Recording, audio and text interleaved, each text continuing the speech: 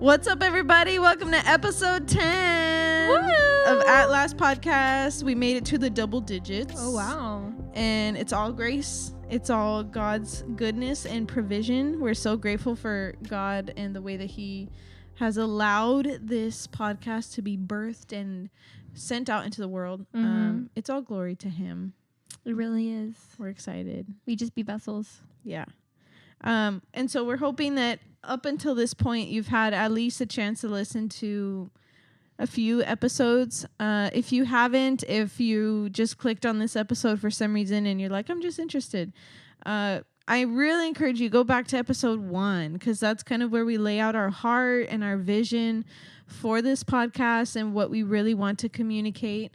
And we've talked about a variety of different topics, but really our goal and our aim is to help young people in general, know God's truth through different things that we face in life, different realities, obstacles and challenges, while also speaking from the truth of Scripture. Like, that's what we stand on. That's our standard. Jesus is who we look to as the example. And so I hope that what we've had to share so far up until this point has been helpful and encouraging, but also challenging and helps people to look at life or look at these aspects of life in a different way. Because I think that's just, we need that sometimes. We need a new outlook, a new perspective. And I know that for us, right, Megan, we can agree that even speaking on these things and hearing ourselves talk and hearing God just flow through our thoughts, we've been impacted as well. Like, we've 100%. Just been moved, you know. I think it's a healing almost for us to talk about it as well. And then I think it's also interesting because I learn more about you, and I think you learn more about me, because as we're talking about it, memories are also resurfacing to our memory about things that maybe we've forgotten about, and then we're learning more about each other through that, but also learning more about ourselves. So it's definitely a very healing thing, and it's awesome to talk about these different topics and perspectives. It's very helpful, not only to us, but to y'all, we hope. Yeah, and we really want to keep it casual like it has been, and that's why sometimes, like, Megan will be sharing something, and then I just think of a question. I'm like, well, hold on. Like, let's talk about that. You know, let's go back to that. And then Megan's like, you know, I've never actually thought about that before. So we're learning, like, just alongside you guys. And speaking of learning, today is extra special because we'll be doing a lot more learning about each other, me and Megan. But we want you guys to also get to know us as we develop this virtual audio relationship on the podcast. We want you guys to know where we've come from and kind of the things that have shaped us. And so episode 10, we're going to get into 10 moments that made us who we are. And I'm really excited. I'm excited to hear yours, Megan, and I'm excited to share mine also. I'm very excited also. You should start. Okay, I'll start. Oh, and by the way, these are not ranked. Yeah, no. These are random order. These are not like the most pivotal moment in my entire at number 1. There's also, I'm sure, some we forgot about. Like, I'm sure that's going to happen. Like, after this episode ends, it's going to be like, oh my goodness, I remember this moment. Yeah. This is just what came to mind.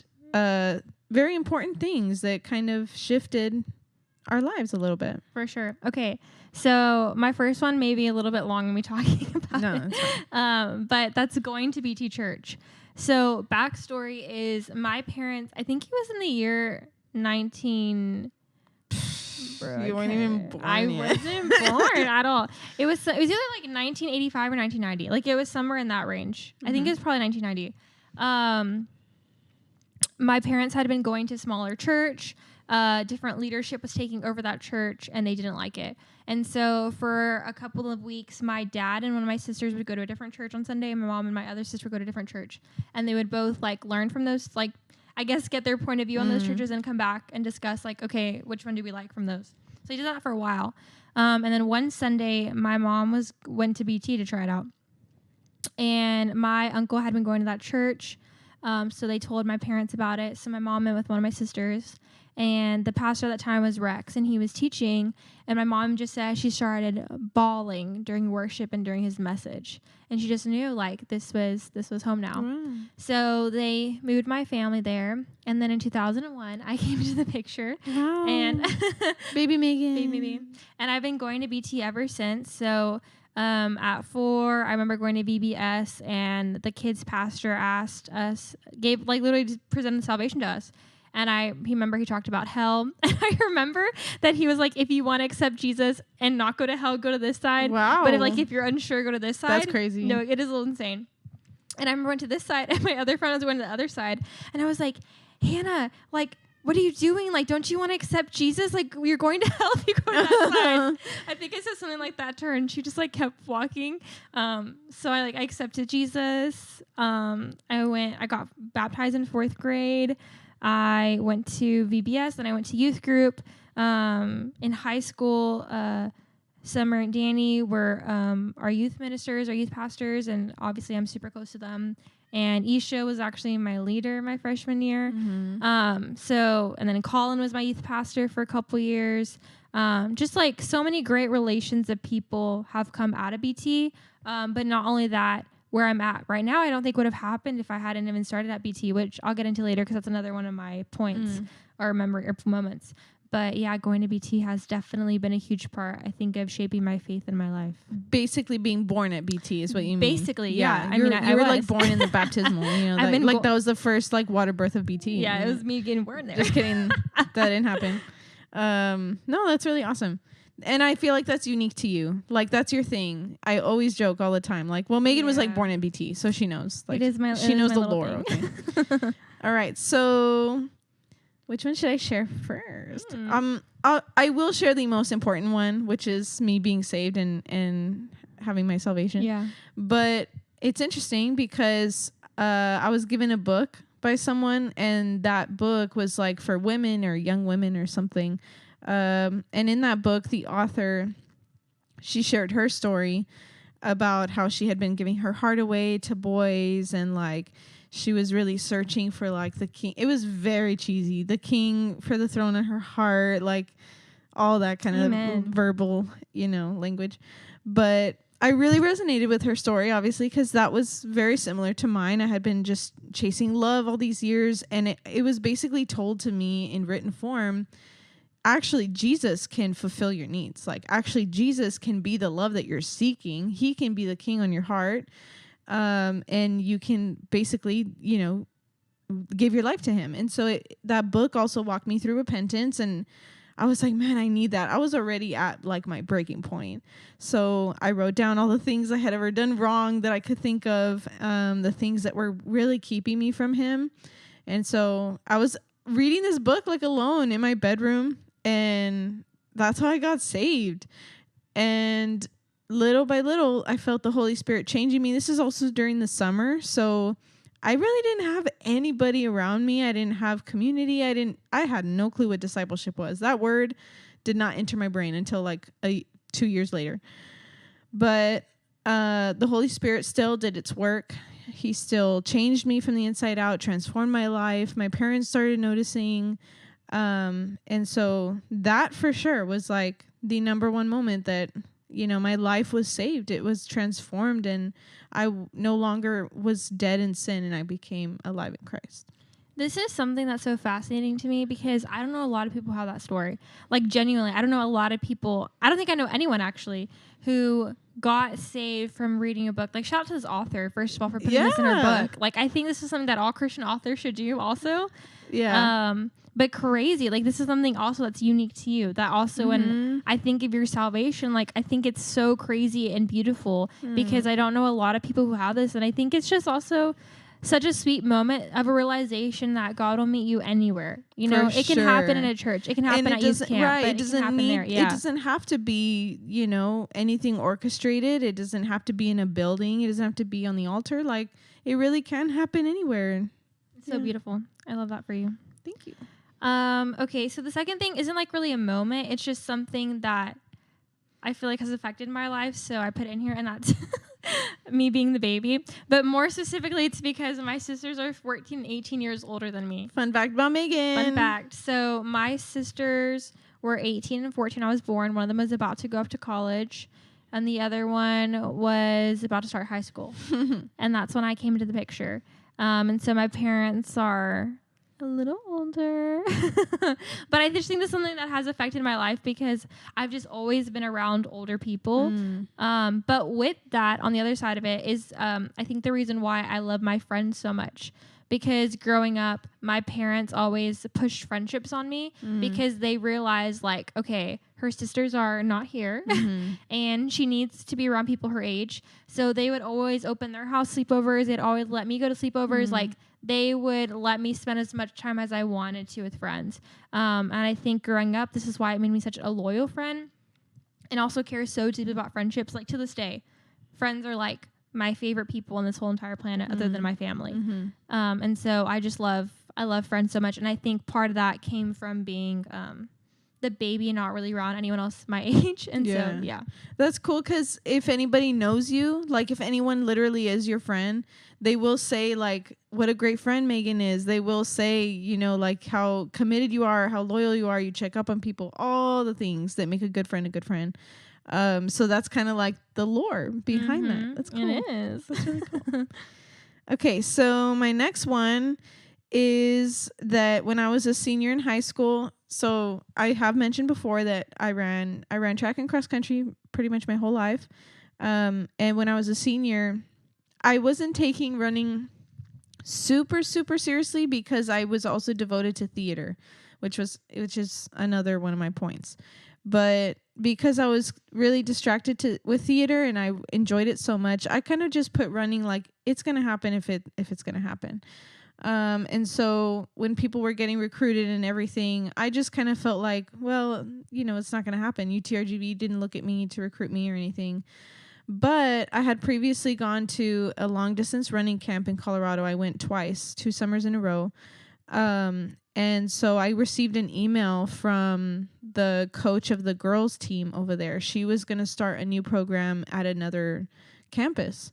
So I received an email from her. She remembered me from that camp, and she basically wanted me on her team at that smaller campus, university. And that was like super honoring because her dad was the coach for the number 1 like distance running program like in the nation. Wow. Even though they're not D1, they still have had like so many championships. So that was like, wow, this is amazing. Like they remembered me from that camp with like over 500 kids, like from all over the nation, whatever. That was amazing. Then when I said like, well, I'm from Texas and we don't have a whole lot of money. My dad had just lost his job and they didn't have a whole lot of money to give me to go over there because they were a smaller school. I said, I can't do it. I don't think I can do it. So then she talks to her dad, who's the head coach at Adams State University, which is the bigger school. And they're like, we want you on our team. And they recruit me. And it just felt like, oh my gosh. Like UTRGV didn't even want me, you know, but their values, everything is way different. Like what they look for in their athletes is way different. They look for potential of growth. They look for coachability, personality, your character, all that. Basically, that was like a highlight of my life, and I couldn't go because, again, they were not a huge school, and so they didn't have a lot to offer me, and my dad like had just lost his job. So it was a situation that was just like, this is kind of impossible. Like, we can't make it work. So I had to tell him no, and I was not super bummed out because I could just say, hey, I got recruited. Real, like college not a lot of people can say that point blank. Let's be honest. So like we framed the email. My mom framed the email that we got. I love that. But shout out Miss Irma. That's like one of my highest accomplishments. But the reason why it's so pivotal to me is not because they chose me. It's literally because if I was able to go, my whole life would be different. Yeah. If I went to Colorado, I would have not been saved. Maybe, I don't know. would not have found like a church. Probably not. Like my whole life would have been different. So that's crazy. You're one decision away all the time from having a completely different life. Wow. That's insane. I mean, like, you're kind of famous. Nobody will know though. And that's the thing is like, are you going to be humble or what? For real. Okay. So I was going to share a different one, but now I'm going to share this one because I inspired you. you inspired me because it's similar. Cool. Yeah, I almost went to. I did go to Texas A&M, but I almost So my whole backstory, my whole family is just full of Aggies.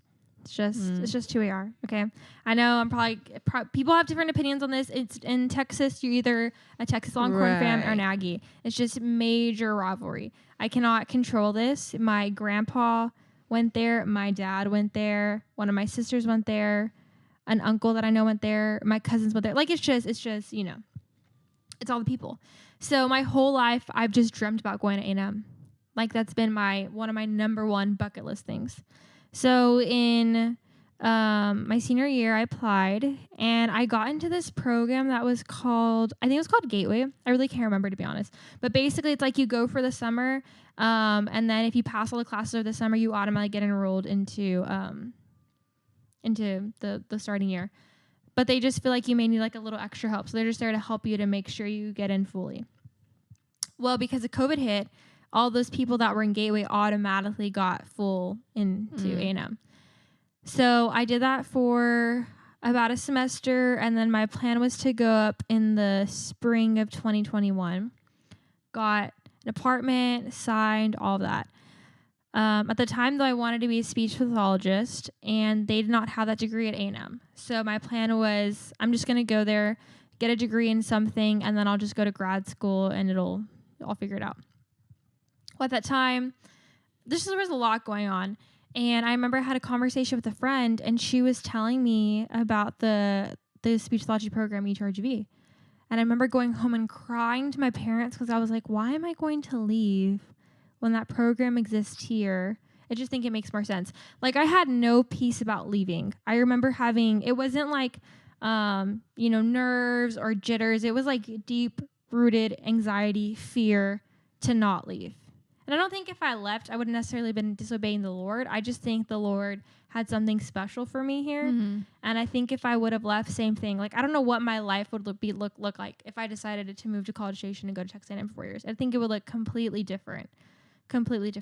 So yeah, I mean, I stayed here. I transferred to UTRGV. Didn't even end up graduating with that degree.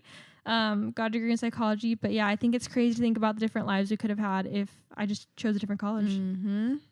That's facts. All right. So my next one is, I'll stick around the same like age range. So my senior year of theater, like that whole year of the theater, plays and the musical I was in. Bless you. Oh, sorry. That year for sure, like made me who I am. Like it was just, I loved theater so much. I started acting my junior year as just like a little elective class because I got tired of choir. And our theater teacher was just like, you have some natural talent. Like you should take more classes the next year. And I loved it. So I was in 3 theater classes my senior year. I'm so sorry. How did you have time to take 3 senior? I don't know. I wasn't like some scholar whatever student. So I don't know how it worked. Okay. But I was in every single production.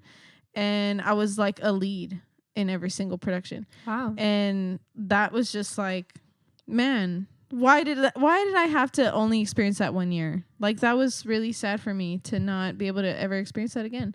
But those skills, it's so special how God uses like what he's given us, those skills of like leading and directing, like that has helped me in my calling so much. So that was really special for me. That's crazy. That's shout out Mac High Theater. Mm-hmm. Okay, so my next one's like really not serious at all, but I just think this is something that has made me who I am today. And that is the fact that I grew up on Disney Channel. Okay, if you know, you know. Oh yeah.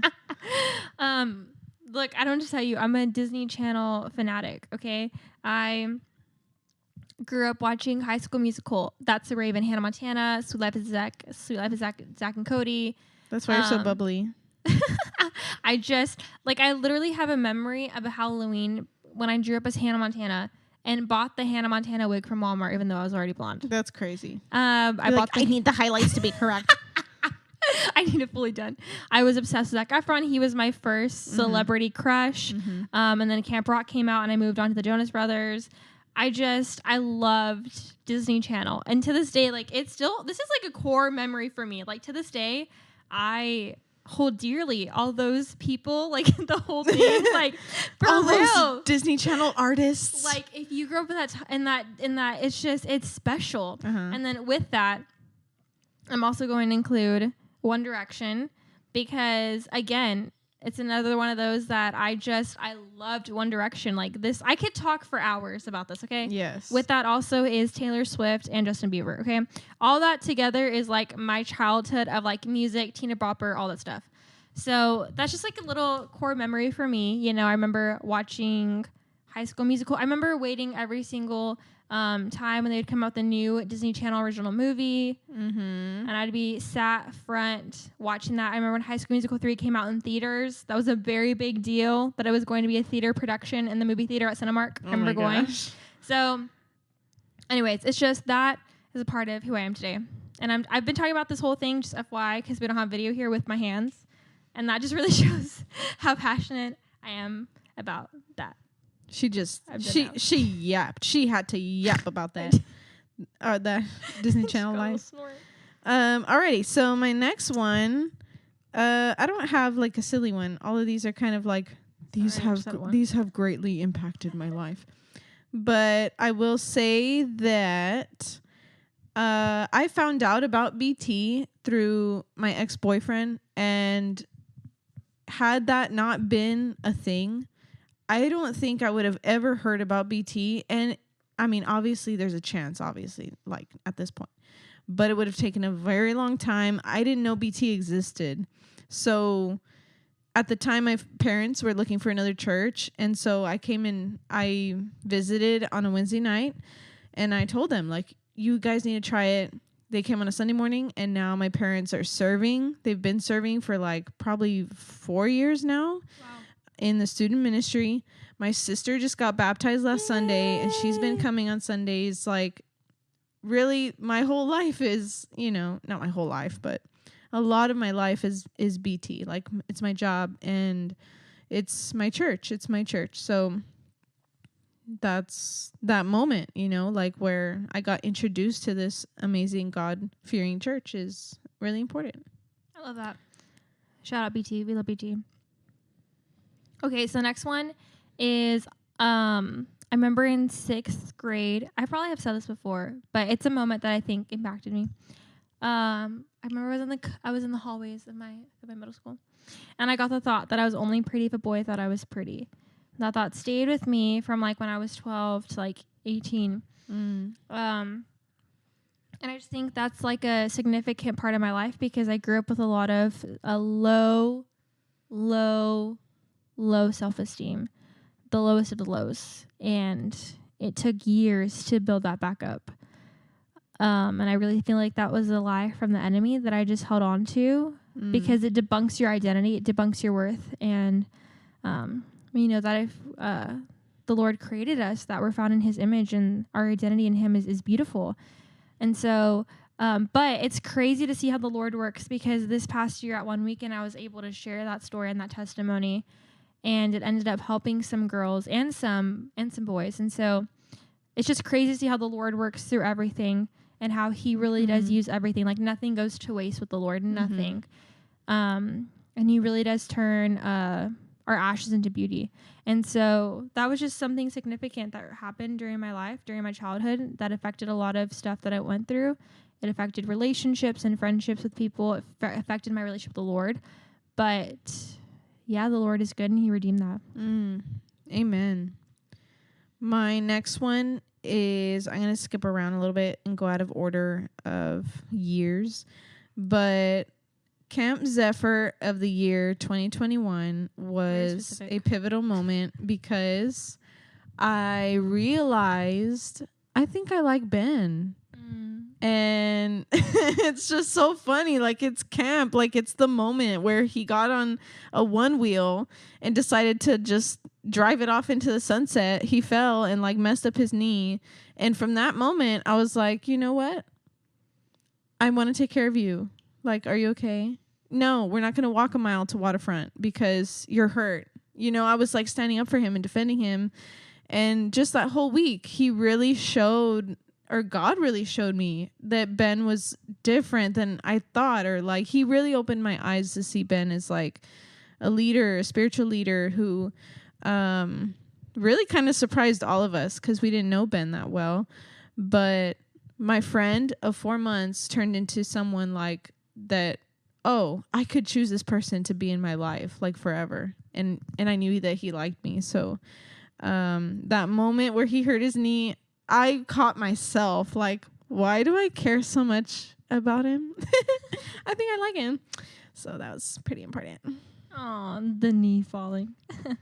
The meme. I love that. I love that story. Okay, so the next one is, this is just short and simple, but COVID. It hit my senior year of high school. Oh, well, I remember I was going to say more about this. Okay, yeah.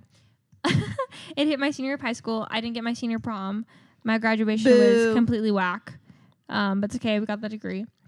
At least I went to my junior year prom. That's honestly what I'm really thankful about, is that I went my junior year, because at least I got to experience that. But when COVID hit, literally, the distractions of boys were removed from my sight. So I don't know why, but I always had this thought during high school that like the minute I would go to college, my faith would get serious. Couldn't tell you why. So I remember I asked my parents for a Bible for graduation. I'd already had some, but I was like, this is going to be the Bible. And that was the moment I started taking my faith seriously. I was like, okay, I'm ready to start. Started reading a Psalms a day, locked in, and that truly changed the trajectory of my faith. So you had a good COVID experience. I did have a good COVID experience. Like, COVID actually was great for me, to be TBH. Yeah. I mean, like, it really sucked in the social butterflyness in me because I just wanted to be around people all the time. But I had this one really close friend, and her and I would, like, hang out almost every single day. And then that was literally the time I started taking my faith seriously. Like, I started listening to Sadie Robertson podcast. I really struggled with singleness at that time. And I remember I watched an episode that she did with Ben Stewart, who is the man who wrote Single, Dating, Engaged, Married. And he talked about how singleness is that gift that our grandmas get us, like, on Christmas. Like, it's the socks that we don't want but we need. And it's like the same thing from the Lord. Like, it's like that gift that we're like, oh, I don't want this, but I need this. And I remember that was the first time I was able to change my mind on like, oh wait, singleness is a gift. Like, it just completely, that is pivotal, very pivotal for me. So like all of COVID was my time of like really spending time with the Lord, opening up my Bible, journaling, learning more from podcasts, starting to worship, like play worship music, spend time with the Lord, like quiet time. I'd never done a quiet time before COVID. So everything in my faith changed during COVID. Wow. Yeah. That's so interesting because my faith also grew during COVID. Yeah, that is crazy. And I will say up until even this point, that is the closest I've ever been to God. And it's because of how horrible of a time I was having. Yeah. So it was kind of like the opposite. But I experienced some extreme church hurt. It was real bad. And so probably for like a year and a half, you know, once COVID was kind of wearing off kind of thing, I was really going through the ringer, and that was like the worst year of my life. But I will say that eventually I left behind the portion of my life that was the church hurt. So I've been through a lot of healing and went through a lot of deep-rooted anger that I had to uproot, and God revealed to me. And so that's no longer a part of my life. So I always think back to that time as like, definitely don't want to think about that. And actually I did push it out of my mind. So there were things that like I legit didn't remember, or I couldn't fathom because my mind had blocked it out. But I will always remember how close I was to the Lord because I had no choice but to be on my knees every single morning and like beg him to be close to me and to give me peace and to save me. Like it was crazy. But that changed my life and it made me the leader that I am today, that's so hopefully dependent on the Lord. Was that a moment? Yeah. Oh, yeah. That was my next moment. Sorry, I didn't know if you were just like sharing. Oh, yeah, no. Because you mentioned COVID, so I was like, okay, I'm gonna do my COVID. Okay, I love that we both had COVID experiences. Okay, so the next one is during high school. I've been backtracking over all the years, but it's okay. During high school, so I loved volleyball. Played volleyball. Started it when I was 8. I was a volleyball girl. After my freshman year, the freshman dark coach showed me, she was like, look, there's only little spots that are going to be there for JV Dark. And she's like, if you want it, it can be yours. You have the potential for it, but you got to work your butt off. So I took that and I ran with that. And the whole summer leading up to my sophomore year, I just trained. I got a private trainer for setting. I got a private coach for just serving and for everything else. And then I did a little league and I went ham. And I was like, I'm determined to get this spot on JV Dark. Well, the night before tryouts, when I was just so excited to just go to the coaches and be like, I've changed, I come back stronger. You want me on your team for JV Dark. I was in the emergency room, actually. And I thought I had appendicitis, but I didn't. And so I went home and thought, okay, I'll be fine. In a couple of days, everything will get better. Well, 3 days later, I landed back in the emergency room, and they said that my lymph nodes are swollen. So they're like, you just need some medication. Like, in a couple weeks, it should go down. It's because you're really stressed right now. So I'm like, okay. So we go to the coaches, and they're like, well, you didn't try out. So we're like, we can't really put you on JV Dark, but we can put you on JV Light. And then you can just go from there. So it kind of sucked, but I was like, whatever. At least I'm on a team, So I'm going to school. I'm playing volleyball. And at the same time, I'm now seeing a pediatric gastroenterologist because this pain is just not going away. So I end up getting some procedures done, and they find out that I have really extreme gastritis. So, like, if you just take this medication every day, it should help the gastritis, like, whatever. Well, at this point, I was probably I think at least I'd spent almost every day in the nurse's office in pain at some point during the school week. And I was missing at least like 2 or 3 days out of the whole week for school. And I remember my breaking point was that I was at a volleyball game, and I had to call Mom to come pick me up from La Jolla because I was in so much pain. So she did. And we just kept going to the doctor's office. That was the last time I ever saw any of my friends, like, from that school year. Like, that was the last time I ever went to school. I ended up having to drop out from Mackay that year. But we kept going to doctor's appointments, kept going. And finally, and I didn't know this, my parents were actually in communication with the people at Houston Children's Center because they were going to take me up there. And finally, I think it was like after 2 or 3 months, they checked my gallbladder. And it turns out my gallbladder is only functioning, I think, at like 20% or 15%, something really low. So I was in a lot of pain. And so I got surgery in November of that year. And then with that ended up coming some more health issues. But I was able to go back to school for my junior and senior year at Mackay. But that was a crazy trajectory of my life because I went through a lot of dark depression during that time. It was really difficult for me. I really couldn't see like the light at the end of the tunnel. And it was just crazy because then after that happened, some other stuff happened. And then in my senior year, my front tooth got knocked out. So it's just been a crazy roller coaster ride. Your body's been through it. She really has. But it's definitely something that, I mean, it's affected my life forever, you know? So it's definitely a pivotal moment in my life, but it's also cool to see the Lord's goodness and his grace over all of that. And, you know, he let me finish on time with high school and I was able to graduate with my class. So, but yeah, it's definitely a crazy thing to look back on. That's crazy. So my next one is that as I started to serve at BT when I was 18, by the time I was gonna turn 20 in the summertime, there was kind of two options for me. Like, I was already serving in student ministry, but I was also serving in our creative ministry. And so it was kind of spoken that internships were going to start going out. And so Pastor Danny, who was our student pastor, was like, hey, I'm going to ask you first. Like, will you be a summer intern for the student ministry? And I was like, yeah, 100%. Like, I loved it. And he got to me first, basically. So that meant, okay, now I get to spend the entire summer working in student ministry, which started to fully develop. Like, I think I really want to do this. Like, I want to do ministry, and I feel passionate about students. I feel called to student ministry. So that the end of that summer, it just was revealed to me. My eyes were completely opened as to, what God wanted for me. And I gave my life. I accepted the call to full-time ministry, and I knew that only the best was yet to come. Like, I knew, like, now nothing is holding me back. Like, I'm going to go all in for this.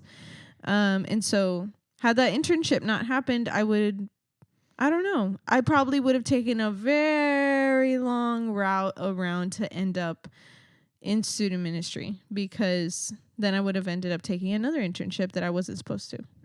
I love that. That's really cool. I'm going to share part 1 of my ministry story. And then and by the way, we only have 3 left. Yes. So for everybody that's like, how many has it been? Yeah. I'm going to share part 1, and then part 2 will come after you share your next moment, because they're 2 separate moments. But part 1 is that, I can't remember what year it is, but I got asked to serve on weekend one year. And so I did it. And I thought I was just going to go in and just serve and then dip out again. But I remember I served and I was like, oh my gosh, I love this so much. I love these girls that I get to be with. And at that time, I was also serving with young adults. So I just remember this became a pivotal moment where I was like, I love being in the church, and I don't ever want to leave the church. And I got questions from people being like, are you ever, like, do you want to go to ministry? Like, you ever thought about that? And I just didn't know what that meant. Like, I had no idea. Like, I grew up in the church, but going to ministry was something that I never fathomed or thought about. Yeah. I guess also, like, as a woman. I feel it was less talked about back then. For sure. Now it definitely is, like, it's one of our next steps. Yes. But, like, 2 years ago, 3 years ago, it wasn't really a thing. So, I think serving in a different high capacity and wanting to be at the church all the time started, like, setting off certain moments in my brain of like, oh, maybe I want to do this. And so I'd been for about that was probably in 2022, fast forward to 2023, I've been praying a lot about this.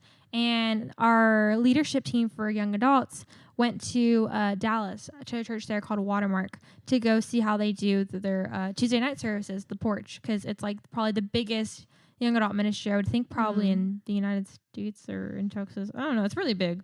Maybe just in Texas, but it's huge. And I remember that night, the passage was on Psalms 23, and they were talking about if you want to surrender anything over to the Lord, like, he has to be your shepherd. Like, what does that mean? And I remember that moment just being like, okay, God, like, Psalms 23 hit different that night. And I remember just surrendering all that over to him. And then I remember meeting this lady, and she was a young adult women's leader. I'd never heard that position before. And that night, I really felt that the Lord called me to ministry, but specifically young adult ministry. And so if I hadn't gone there, I don't know what would have happened. I know the Lord was preparing me for that moment. Yeah. But the minute I met that lady and I got her, and I knew her title, it's just like a light bulb went off in my head. And it was like the Lord was like, this is possible. Here you go. This is what I've been preparing you for. This is that moment. And so that was kind of the moment that changed everything for me. And I really feel I got the call to ministry that's so cool. That day. Yeah. Yeah. I love that. It kind of is like that when you get a calling. It's like a light bulb goes off. Legit. And yeah, the right time, the right place.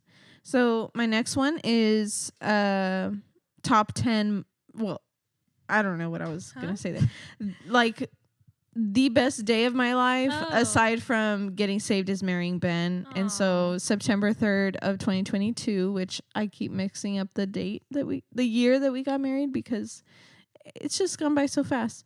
So we'll be married 3 years this September. But that day was a perfect day. God was in everything. God was in every single little detail. He was in everything. I remember that wedding. And I remember I walked away from that wedding being like, wow, I want to have a wedding like this because it was so evident that it was the glory of God. Like, that was the whole point. Mm-hmm. Like, it was y'all coming together, but y'all coming together wasn't for y'all, it was for the glory of God. That was literally, like, my number one goal. And I think everyone walked away feeling that. Like, I had never been to a wedding like that before. It opened my eyes to something crazy. Like, Praise I just God. Remember that was a huge moment, like, for me watching that and witnessing that. Like, the worship, everything. Like, I was like, man, I hope that this is me one day. So yeah, your wedding was special. Okay, so part 2 is that I got the call to ministry. I remember on the way back, I was like having conversations with you and Danny of like, oh my gosh, did y'all see me in ministry? Like, what does this mean? All of that stuff. And I had just applied to the speech pathology program. So I remember praying like, okay, God, just like don't let me get in, because if I don't get in, like, that wasn't your way. Well, I ended up getting accepted. Mm-hmm. So then I was like, oh no, now I'm stuck between like really 2 cool opportunities. Like, I could just keep my major in psychology, graduate, try to figure out this ministry thing, or I just become a speech pathologist, like, which is probably the safe option.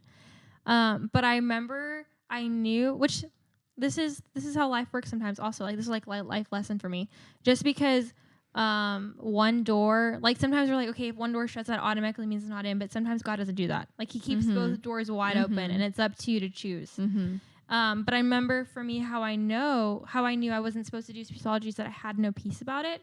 And I remember that I was upset that I got accepted, because I was like, this makes my life more difficult. Like, I just wish I hadn't got in, because then I wouldn't know, you know? Yeah. So I just knew, like, okay, I don't want to do that. So I ended up declining it. And like a month later, an internship opened at BT for young adults. Well, the internship program opened up, but then there was an opportunity to be the intern for young adults. Yeah. So I applied. I got it. I was interned for a year.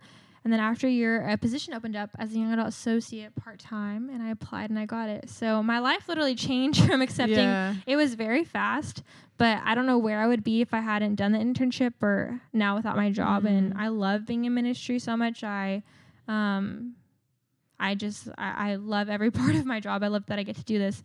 And I don't know where I would be if I hadn't accepted the call, or if that internship hadn't opened, or anything, or if Danny hadn't believed me in the way he does. So yeah, it's really cool. Yeah.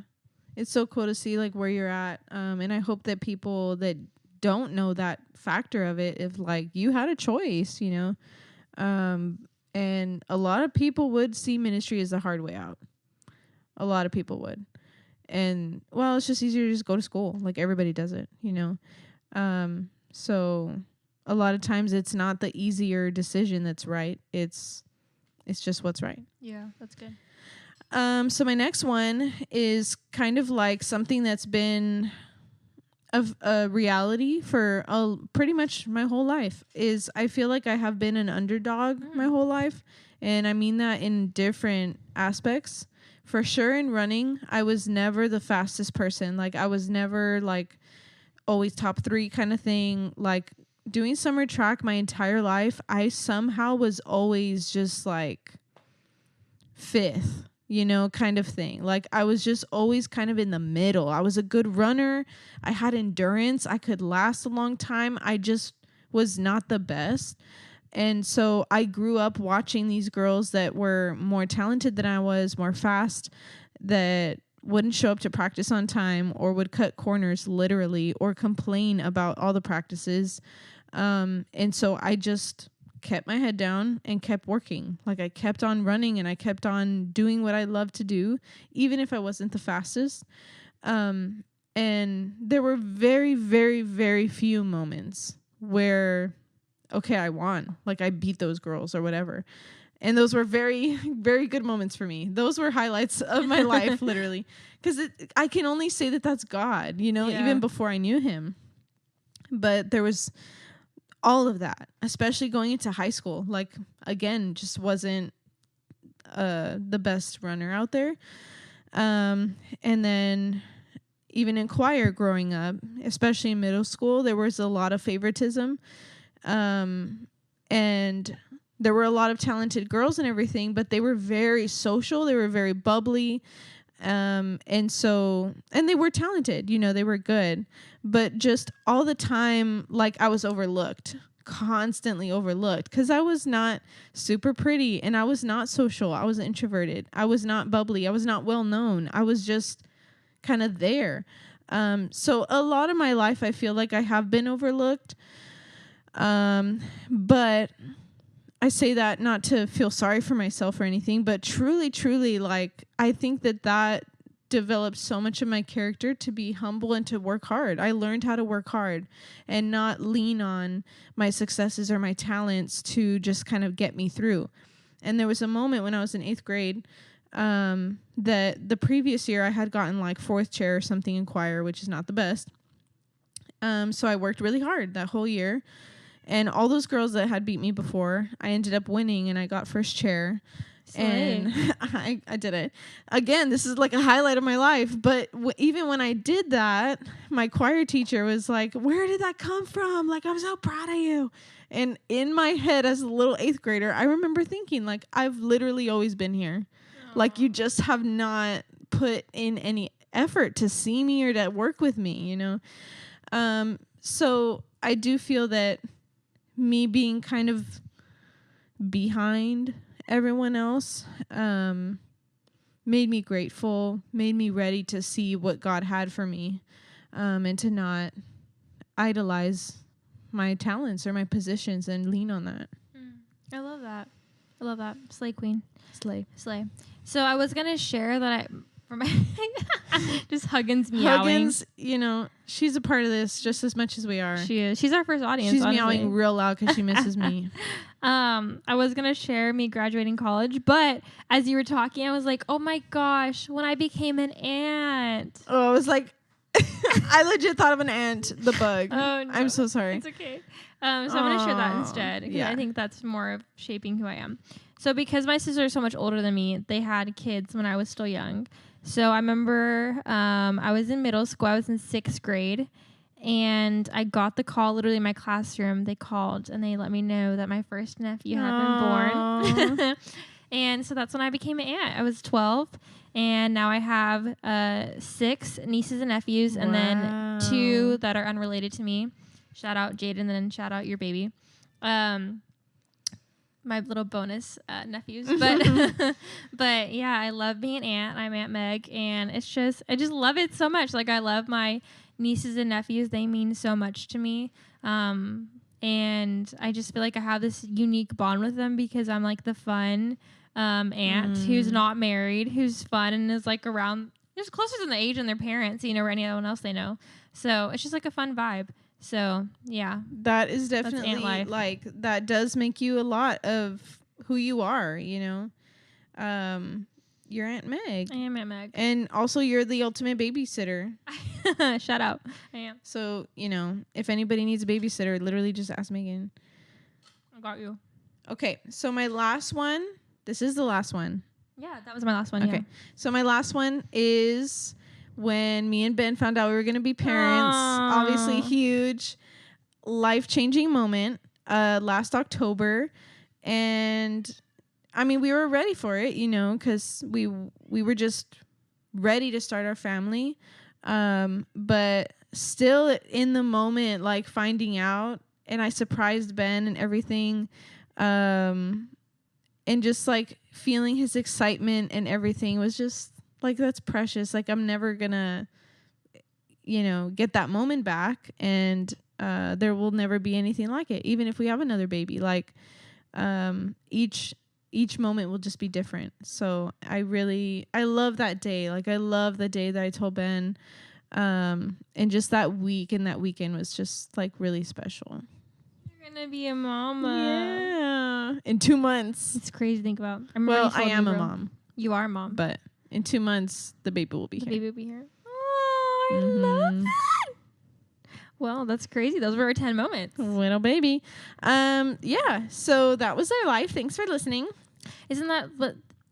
Thanks for watching. What's up? Are you trying to reference something? Oh, yes. I think it's the... Well, that's my life. Thank you.